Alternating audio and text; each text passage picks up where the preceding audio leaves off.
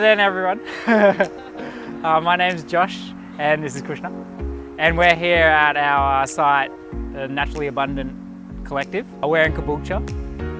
We've got about 4 acres of land that we're using on a 15-acre site.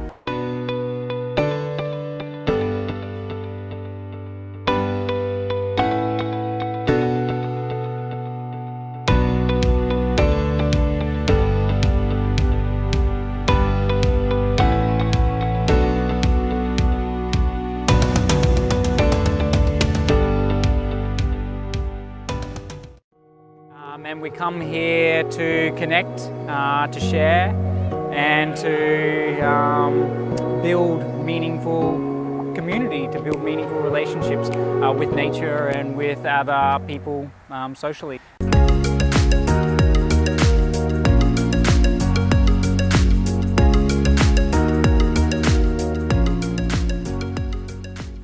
So, hello again, I'm Josh and this is John.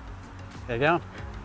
And he's a member here at Naturally Abundant Permaculture Collective, and we're just in the mango grove and just wanting to have a chat with John and talk to him about why is he helping us here. What are you doing, John?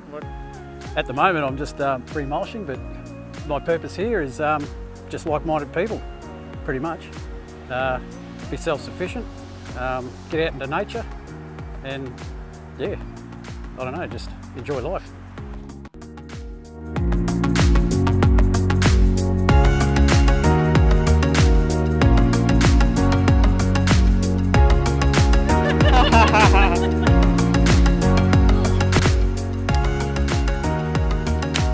Have you tried one before, Kelly? Let's see how you feel. What do you think? It's slightly sweet. Yes? A little bit fibrous, but crunchy like an apple. I feel like you're sweet, but you're not as sweet as an apple that I know Yeah. in comparison. As a comparison, mine. Like nothing I the can taste. compare to. Yeah. But like it you does can't- have that coconut flesh Yeah. consistency, and some coconuts that aren't that sweet. No, it is.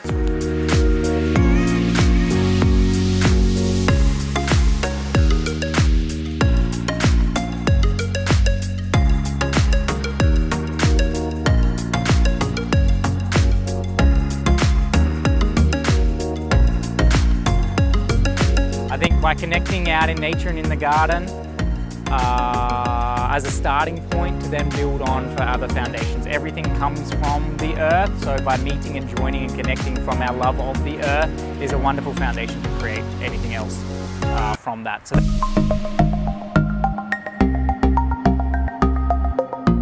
we get everything that we need, like nature provides everything with our needs. So.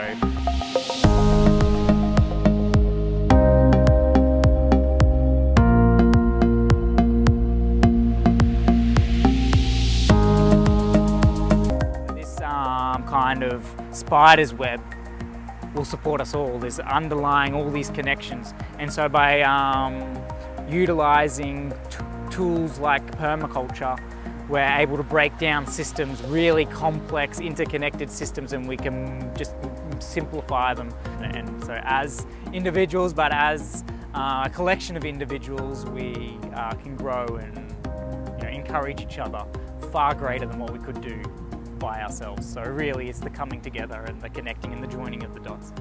Together we are being able to develop not only landscaping systems that can support and help us, but also friendships and relationships that help and support us. So very much a holistic kind of view, wanting to work with plants and animals as well as human beings being fundamental.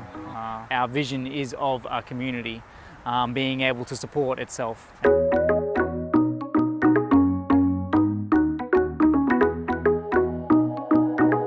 We want to have diversity in our agriculture or in our landscapes or in everything that we do. Basically in our diet we want diversity, so definitely our gardens should look diverse, and our food gardens should look as diverse as our plates. And so the way that we grow them is that we want to accentuate and work with the plant's natural instincts. Got beautiful bananas, cassavas, moringas, And so we're just playing around, seeing what we can do with nature, seeing how nature responds to our interactions, trying to be placid and hands-off and loving and caring as much as we possibly can, while also respecting a balance of that we need to eat. And plants are our food source. So basically, as a community, we want to be able to grow a diet that is suitable for this environment. And while I'm vegetarian, so I believe that we can easily do it vegetarian. So that's what I'm trying to do, is grow my own diet, and anyone else who's in for the ride. We're pretty close to becoming vegetarians, aren't we? I'm struggling, but yeah. But so I started my business 6.5 years ago. The only reason why that's relevant is the only reason I started a business was to get into farming. And the only reason I want to get into farming is to build a community. And the only reason I want to build a community is I want a safe place to live myself. So basically, it's, for me, personal, my journey is 6.5, 7 years. But this collective is 1.5 years. So 1.5 years? Yeah, and this stemmed then from Caboolture Permaculture social group, which was running for about 1.5 years, which we would meet, 2.5 years, which would meet once a month as a social thing.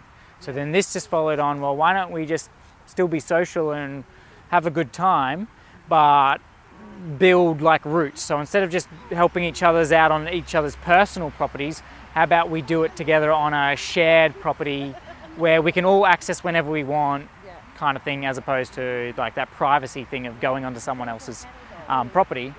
And then so from this community shared thing that we're already meeting, being able to then build and generate wealth and value for all of us.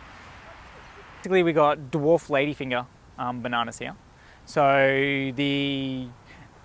one of the main advantage is that they're not going to grow too tall. So these are like 2 to 3 meters, so 2.5 meters, and we've spaced them out at kind of 3 paces along, and in this way we're going to be walking the bananas around this bed, so they're going to have that same kind of position on the bed with the drainage as they walk around, and we just cut off the suckers that are coming off. So as we're getting suckers that are growing out from the bed or up the bed, we're going to be cutting them off so that the energy goes into the fruit, the bananas, and letting the suckers on these sides grow, so that when you come back in a couple of years, all these bananas positions have all slightly moved along, so they all be moved along in sync around the bed. That way we can get a continuous cropping cycle from them by having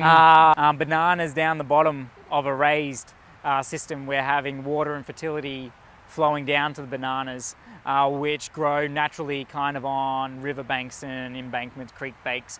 So we're kind of mimicking their preferred or natural place of growing. In amongst it then we've got cassava, which needs nice well-drained site up above on the bananas. So they're utilising the well-drained position while also protecting and covering the soil from wind and sun and the elements. Then on top of that, we've got, well, with the cassava, we've got moringa, and then pomegranate on the very high, with then we're trialling avocado, and pretty much no expectations with anything that we do. So like, take that we're trialling avocado with a grain of salt. We'll take everything that we say with a grain of salt, where everything is learning and developing and growing and just seeing how everything grows. The chances of avocado growing here being on the low flats is comical. But it is what it is. We're showing you the systems that we can get a really well-drained high plant, potentially, maybe, who knows, cover plant that's going to protect and provide a understory for these bananas to grow as well. So we're going to have the whole range of mimicked mountain by having these raised hugelculture beds. So we are mimicking embankment. Avocados grow too on the edges of creeks and stuff, just high like in the mountains. Really well-drained alluvial soil. So then the root systems, so as above, so below. So we got to, if any plant is producing any kind of height on above, they there's got to be some kind of biomass underneath, so we've got to think about that. So just as on top, we don't want them to compete with light and kind of airflow, the environment. We don't want them competing in the environment above. We don't want them to be competing down below. So we want to put plants that like similar soil biology together. So being like fungal dominated soils, bacterial dominated soils, mixtures, how much. So where these plants naturally grow, whether or not they're forest plants or savanna plants, grassland, desert, like dry lands, is going to give us an indication of what soils they like. And we just want to put forest plants together so that we can create a forest floor, so that the species of fungi and bacteria that will be eating their organic matter will be ones that will naturally occur in that environment and would support that system and not take away from that system. The spacings underneath the ground, the water use of it, we're trying to select plants that work together and use things in sync and in unison. We're trying to connect up different plant families and communities with soil biology, mycorrhizal fungi, and other fungi species to try and create a soil food web, which will sustain so much more crop. We're planting more denser so that we can pick and choose crops, so that we can open up light and air for crops that is valuable to us for whatever reason, and let other crops be dropped down for drop mulch. So we're going to be creating our own mulch and our own organic matter. We can store water and carbon and everything in the soil. So the foundations for us, our human existence, is beautiful, healthy, rich soil. So we're cultivating from the soil all the way up and using plant communities to develop really strong guilds that will produce an absolute abundance for us in such an easy way. The idea is that we do some pruning, we do some harvesting, and the rest is all, fun and games. Yeah, in terms of gardening, and then after harvesting, a lot of processing and all that kind of stuff. But listen to music, dance around and process and that kind of stuff. Same with what we do in gardening. Everything we do is fun and joy. There's no distinction between work, play, and rest so much. Bananas are very vigorous, and so we do have to manage the vegetation growth, taking off unwanted suckers that are growing up, as well as flowers, to get good size fruit. We want to make sure that we're keeping them in a nice warm location. They are understory plants. They got big leaves, so they can lose a lot of moisture and be ripped to shreds by wind. So we want to be mindful. We want to put in some kind of protection against excess wind with them, and we want to keep them warm to have a nice healthy banana. But yeah, so to get good crop, making sure that they're got nice fertile, well-drained soil. Again, you're on the edge of the creek, so it's very fertile. All the nutrients and stuff, washes down towards the creek. And also they got access to water. So although it's well-drained, they need good amounts of moisture. And so if you want to protect over the top of them too, so they don't dry out. So these ones are being ripped to shreds. Just the wind for here being in an open position. So as all our other crops grow, they'll cover and help protect these bananas. If your leaves are getting all shredded like that, then they're not going to be able to produce food for the banana. And so you're not going to get the same crops that you want. But yeah, that's the dwarf ladyfinger banana. Yeah, we've got other bananas. Okay, so we've got the Java Blue, Yes. and we've got Red Dakar. So how are they different? So their fruit is different sizes, different textures, different flavours. So the blue Javas, that's these guys here. Yep. So they're like 4-5 metre, or 4.5, say, size-wise, and they're really creamy. They're also known as an ice cream banana. So blended up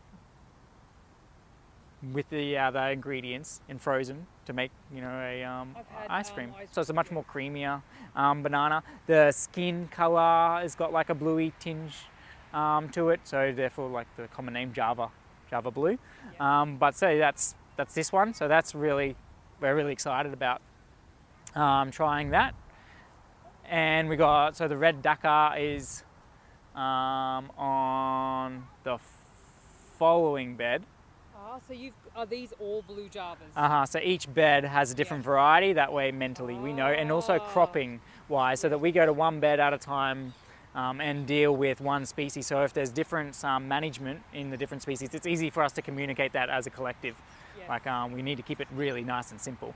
And having lots of different species all over the place doing things, although I guess that's probably natural, it's not conducive to us being able to learn, connect, share and all that at this point in time. Yeah, so different species on different beds. We've also mimicked that within the pomegranates, being that one, we've got Azerbaijani, we got Wonderful, and then a Ben-Hur on it. Okay, how different are they, the species? Oh, so the fruits taste completely different too.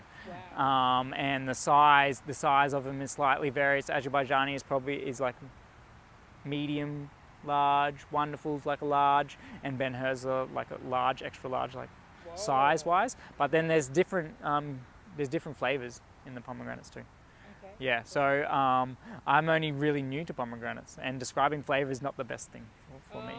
But yeah, they're all distinct, so therefore we're just trialling and just seeing like what will come of it. What else did I put in here? So figs is the other thing that I'm putting. So we've got the pomegranates up the top and the figs halfway, just on the east side. So we've got moringas on the back side, and that's because of height. And then we've got the figs. So pomegranates we can see as we walk up. So we're trialing. Again, everything is kind of just in trial. But we've got moringas halfway up and on the top, on the western side, so that it's not going to shade out our stuff on our eastern side, but it is going to give the bananas protection, and it is going to give us the crop. We've also got avocados that we're trialing on that western side, again for the shading out reasons, and moringa is going to be the cover crop for them too. So moringa is not only protecting bananas but avocados, and giving us a crop that hopefully we can start producing something soon, like 2 years or so. Then so on the eastern side, then we got the pomegranate up on top, and we got pomegranate depending on the bed on the west side too, and then we got fig halfway. And so these beds, I guess, they're about 1 metre tall. Some of them are a little bit taller, but they're about 1 metre tall. So we've got like kind of, if we're going down half, that's a 1/2 metre spacing. We're zigzagging it. So then if I was to plant just close in it, my spacing there would only be like 1/2 metre or so. But by zigzagging it, I'm able to give a metre spacing or 1.5 metre spacing. And then again, we're planting densely because we're going to have compact, heavy producing trees that give us lots of drop mulching.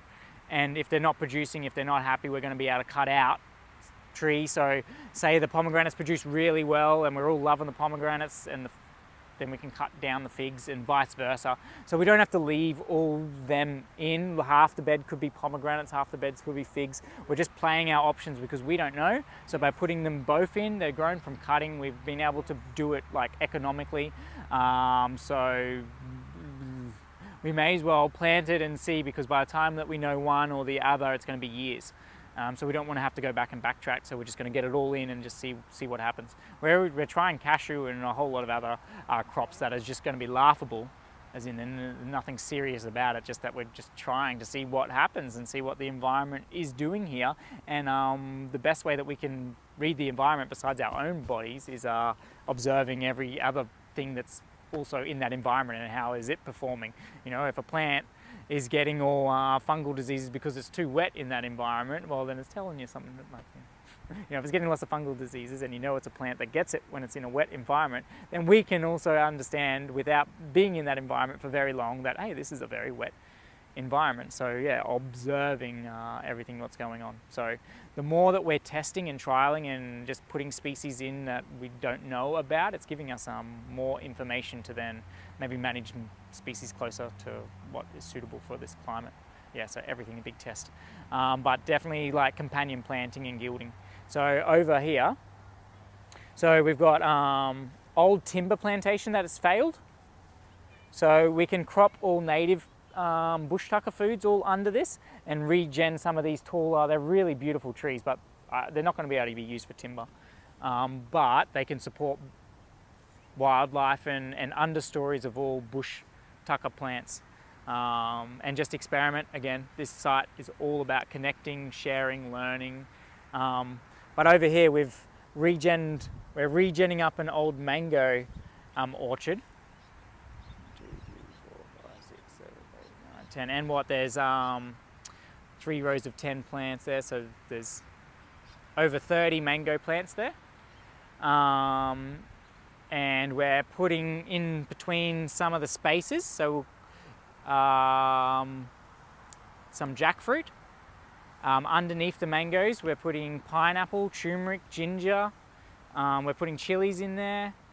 We're getting passion fruit to grow up the mangoes, so therefore we're maximising that space. And instead of just getting a mango crop, we're going to be getting all these other crops by using the same kind of inputs that we would have to do anyway just for a mango crop. Also, we're in the subtropics, so a mango crop here is of no real commercial value for us, so it's just for our local community and for processing more so. Dried mango chutneys, all the rest of it, but it's not feasible for us to really be focusing on mango production. So really these understory crops and these other added extra crops like the jackfruit and stuff will really help. We've got ice cream bean in there as a drop mulch. I scattered pigeon pea seeds as well, and I've got some moringas that I'm testing more in the low just to see if they handle like the water, because we're right on the low, so water from everywhere kind of would be accumulating down on these flats. So it'd be an old kind of swamp areas, wet eucalypts floodplains is basically where we're on, so hence the mounds here. But as we improve the soil, we mitigate against all those effects, and we keep adding organic matter. We can trial different species and see how the system develops. But definitely linking, connecting plant species, stop not having things in isolation, seeing how we can support multiple plant species in a space, different heights above the soil, different heights below the soil, different root systems, deep tap roots, tuber crops, aerial plants, vines, trees, everything. Yeah, we want forest production.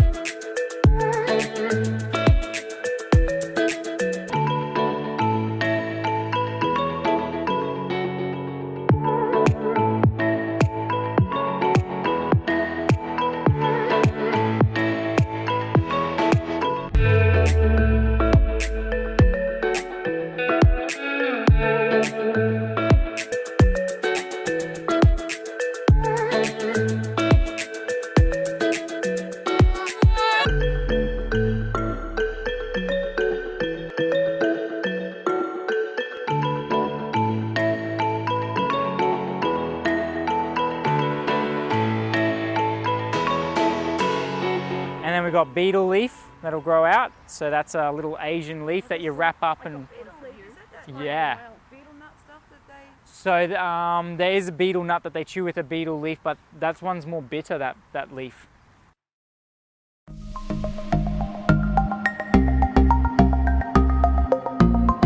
Got 6 of these beds. So that little one there got a couple of cashew nuts.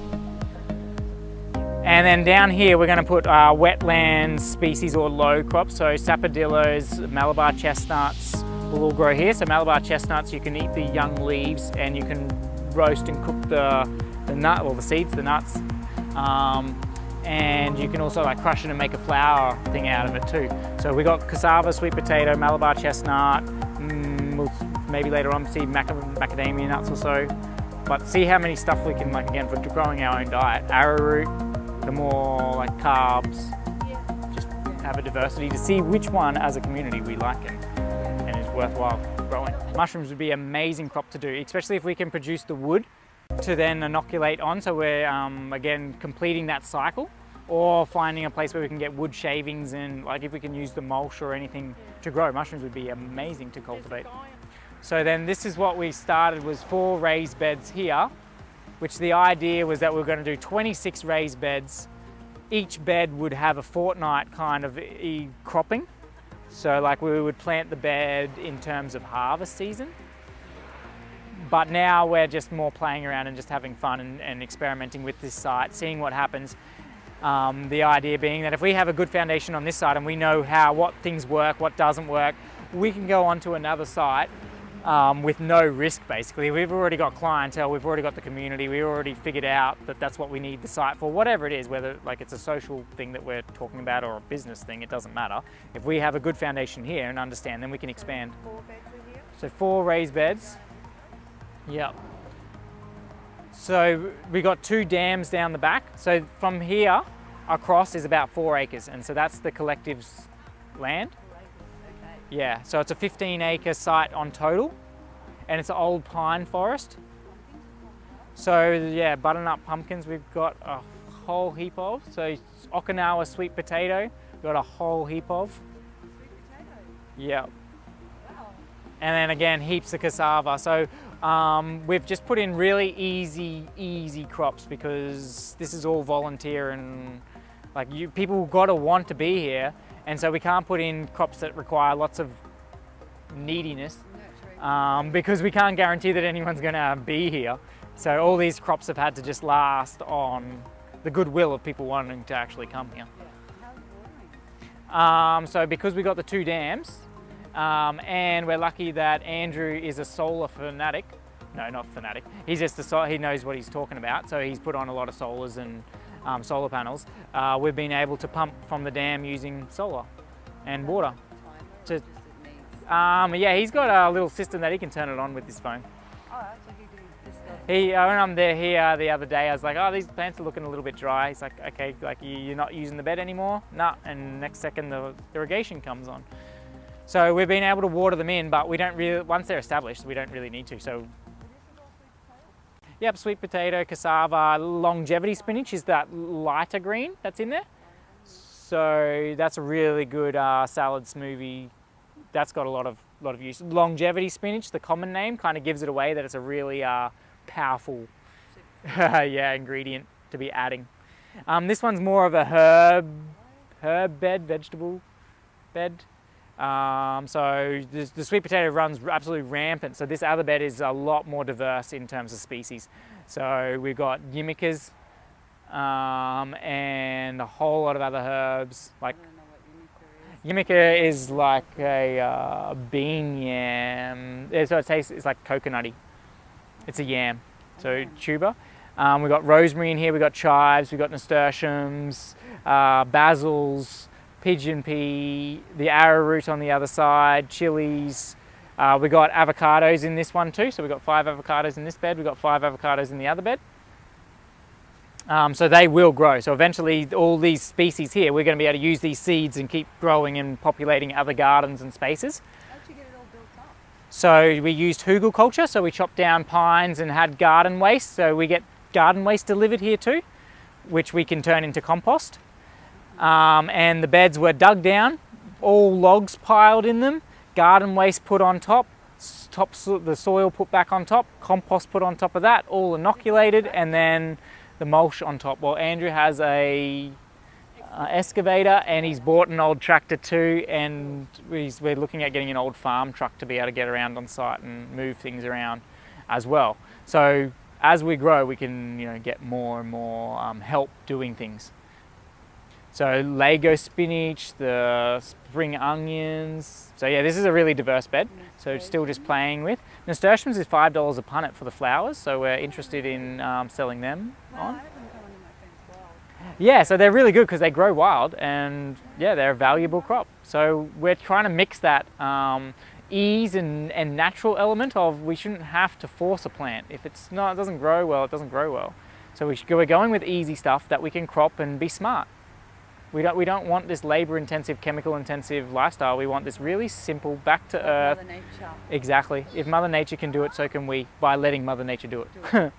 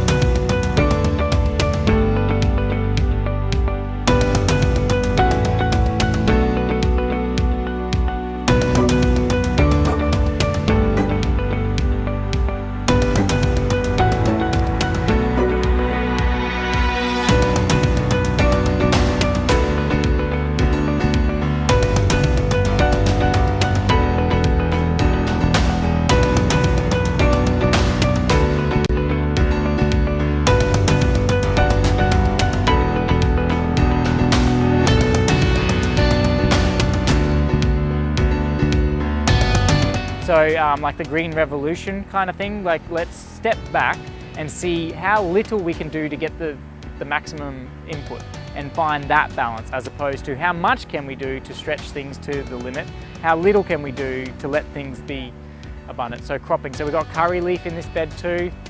This next one is now starting more of the trees and shrub crops. So we got pawpaws in every bed because they're nice, easy to live, short-lived plant. So we've got pawpaws in every, but there's another 5 avocados here. We got like 40 moringas. Oh no, I've cut it down, sorry. I cut out some I overplanted. So we got 30 moringas. We got another sweet potato. So all the plants have got to quickly get up before the sweet potato smothers them. And then on the east side, so this is west side,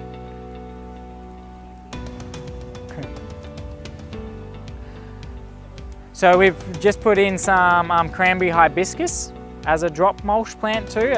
So that's a fast growing hibiscus that'll give us leaf crop and flowers. And then on this east side, so the smaller plantings, I've got acerola cherry and feijoas. And on the top I got blackberry jams. And I can also play around with grummachamas maybe. I'm trying to keep this as an autumn-winter cropping bed. The moringas will be cropped whenever they need to be cropped. But everything else maybe like that around that autumn-winter. So then the next bed I can do spring-summer. So that can be blueberries.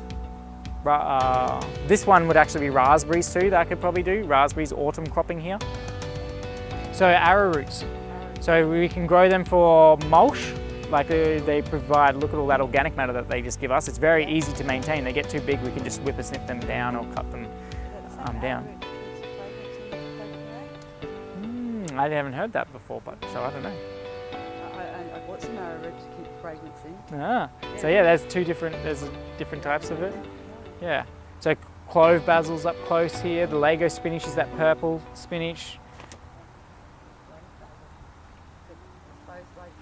Yeah, you take a leaf and crush it, and you'll know exactly why it's called clove basil. It's really strong.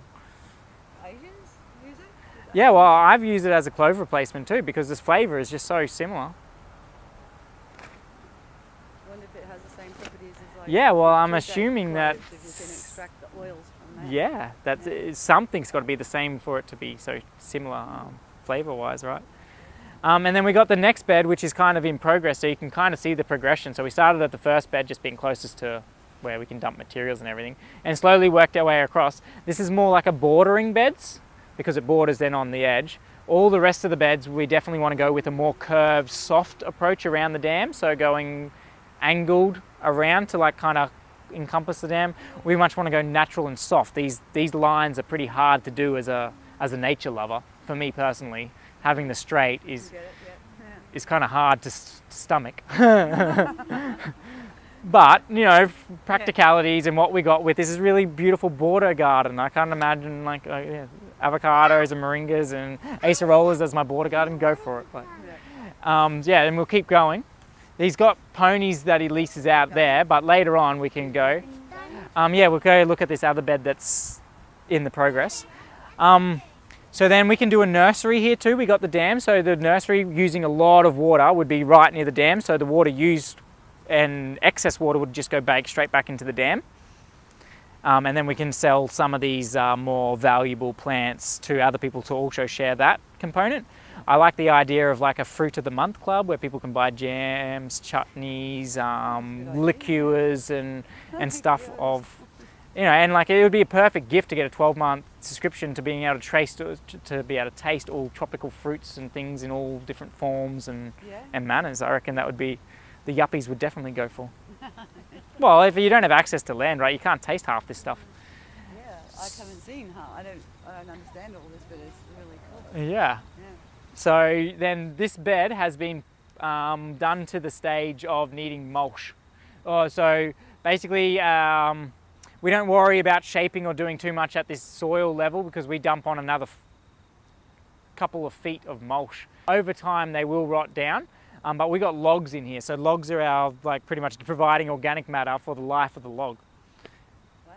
Yeah, so these beds are fertilized and ready to go for the next 20 years. Right?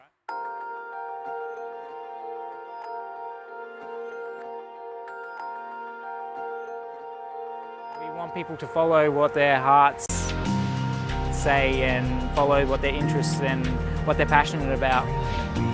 And we feel that when people are doing this, they're living in a line with their true selves and are able to put out so much more without depleting their energy. We've got big plans and goals and dreams, but the journey is so much more important than any destination, we realise. So